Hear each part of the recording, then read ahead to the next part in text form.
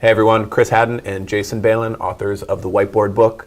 Today we are talking about the notion of retirement. What does it mean exactly? Is it financial? Is it lifestyle related? Yeah, so a lot of friends of ours and business clients, they always think that retirement has to be the age of 65. That's when the public says that I can retire, and that's a bunch of BS and we all know it. You can retire age 20, 30, 40, 50, whatever that case is. You just need to make sure that your financial goals and your lifestyle goals are all in track. We talk about this in one of our book chapters, and you're going to check that out right with us now. The idea of retirement is a pretty strange notion, like a lot of the things we like to dive into here on the show. Is it just a financial goal? Is it a change in lifestyle? What does retirement really mean? And it means a lot of different things for a lot of different people. You want to touch a little bit on why this came up in this particular week? Yeah, good point. And the reason we actually thought this was a hot topic today is Chris and I are actually going to a good friend of ours' retirement party on Friday. And it's a pretty interesting story. He's 37 years old, was a professional athlete, and he had the luxury to retire a lot younger than most people would think that, people can retire at. Yeah, you don't think of retirement being in your 30s. Exactly, and there's no official retirement age. And I know that personally, to us, our when we think of retirement, we think of something related to financial freedom. Of Sure. At what age are we able to not work if we wanted to, and of course we would still work. And at what point of our lives do we have the ability and cash flow coming in order to cover our monthly expenditures? So to us, that's like, hey, you're retired. A lot of people think of retirement of age of 62 or 65, and I'm just going to go Right. and I'm not going to do anything. I'm going to go and I'm going to sit back at a beach, and they have like this in their head of like what they're perceived of what retirement would be. Process of where you're doing everything every day to doing nothing every day. That's right. not really how it has to be. But I like that you mentioned, and we can link that one up like we like to do, that one possible definition that we like to use is when passive cash flow covers your monthly expenses. That's right. That's a good goal, a good place to start, a good way to have that in mind. And it doesn't mean, like with our friend who's recently retired, he retired from the world of professional sports, but he's not working. He's not sitting on a beach. He has moved into other areas and still works. He's retired, but he still works. Yeah, You know what I mean? No, that's right. And I think that's most people when they get to retirement. They're not just going to give up like you think like that's what's going to happen, but it won't. Some yes and some no. Some people just completely stop doing everything. Yeah, but the thing is going back to the term retirement, and I don't, I'm not going to say an actual definition because everyone has their own definition. Right. That's just the type of term that it is. But it's at the retirement age, I'm going to get my retirement income, Social Security, pension, things like that, and I have to work to that particular point until that covers all of my monthly expenditures. And that doesn't have to be that way. And retirement kind of bridges the gap into goal setting, so you can define in your own mind what retirement is and when you want to retire, and knowing, for instance, like I'm going to need $6,000, $7,000 per month, to be where I want to be and to do all the things that I want to do. And that could be at the age of 30, it could be at the age of 40, 50, 60, 70, or 80. Like no one needs to tell you exactly when that's going to be. A lot of things, and I think a lot of business owners, and we touch on this a lot, a lot of business owners that we know personally, they get themselves into this thing that they want to retire, and they're looking at it as a financial means, and just so they don't have to grind on a regular basis, because a lot of them and a lot of business owners catch themselves in a trap of creating a job for themselves as they grow in business, and there's no way to get out of that mousetrap. Yeah. So they say, as soon as I hit this age, I'm going to have this much money saved up, and I'll be able to kind of move on and not have to deal with these headaches anymore. It doesn't necessarily have to be that way, though. Like one of the luxuries of running a company like HMB is that we get to interact with our capital investors, the people who invest the money that fund our loans, and there's some very interesting and successful guys.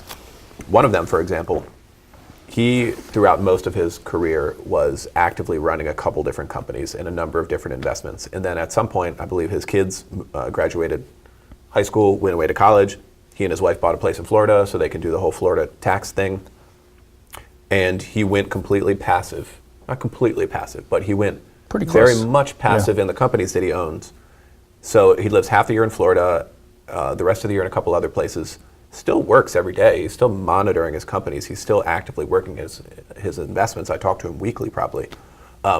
Would you call him retired? I mean, I probably would. But what I would say is Yes, I would call him retired. But the two key things: number one, he's financially independent, and he picks and chooses of what he's doing inside his businesses every day. He's doing the stuff that he wants to do, and not the stuff that he had to do. He designed it appropriately, and that's the important part. He was not trapped in his business and having to run his own thing day to day. He did not give himself a job. He's the owner of the company, not necessarily Exactly. the day-to-day manager. So then kind of this transitions into the goal setting point of defining exactly what you want to do pre-retirement and post-retirement, even to get you to retirement or to get you to the next step of your life after retirement, which is important, which is important as well.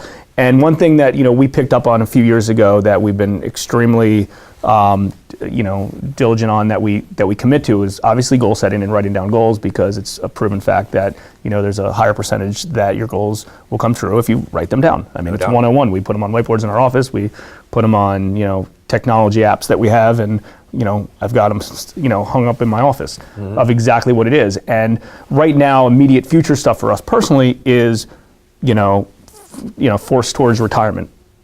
Retirement age, and to us, or at least me personally, it's at the age of 40, and that doesn't mean that I'm going to stop. I've got 4 or 5 years to go. Doesn't mean I'm going to stop grinding and doing what I do, because I enjoy doing this. But at the same time, I have specific goals set related to real estate stuff and lending money and buying rental properties, to the fact that at the age of 40, I'm going to hit this particular goal, that every one of my household bills and all of my financial stuff will be at a break even, that if I did not want to work, or I didn't have to work, God willingly, that would all be covered. It covered itself. Yeah, it's a good goal. And having those hard numbers and even an age makes it really real.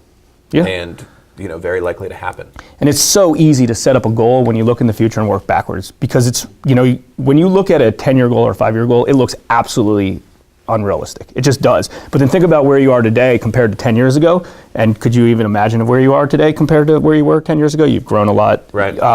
But you take that 10-year goal and you work it back to 5 years, 2.5 years, right. one year, 6 months. Yeah, I mean, one of our goals is to own, hundreds, a specific number of, 200 rental properties by, within a 10-year time frame. It's less than that since we've started that. But really all that comes down to is a few properties, your first year, and then they start snowballing, just like anything else. Right. So, if you want whatever, $100,000 in the bank, doesn't need, and you're like, I have no idea how I'm going to get to that figure. It could be based on a formula, just setting aside, a few bucks here and there to start with, and have that grow. So, I wouldn't let, something that looks to be unrealistic scare you from getting, kind of going in that direction. For sure. But at the same time, the numbers have to match up. Like we had a friend mention recently, or I guess it was a little while ago now, but that he planned to have, some kind of $20 million plus net worth in a couple years, and like the numbers just didn't match up. It didn't match up. Is it possible? Is it possible? Yes, but realistically, if you're going to say that, write it down and actually look realistically of where that came from, and with that figure, you may need $1 million in the next 6 weeks, and if that's the case, you better set up another goal so you can figure out how to get to that. All right. So just to recap, first things first, get your goals on paper. Make sure that they are realistic and work backwards from where you are. Have, in addition to your goals, timelines. Yeah. Right? Important. Yeah. That date, I mean, it can be a date and time, or like how old you're going to be. When you want to do this retirement thing, which is hard to define. Is that a change in lifestyle? Is that a certain financial status? Whatever it may be, you can make it whatever you want. It doesn't have to be. And think about it and define it yourself, because you need to. 65. It doesn't have to be like you can only play golf and do nothing else. Like, you can make your retirement whatever you want to be, and hopefully you're doing the right stuff business-wise to get there. Good? Absolutely. Cool. Until next time, we'll see you guys later. Thanks. Thanks.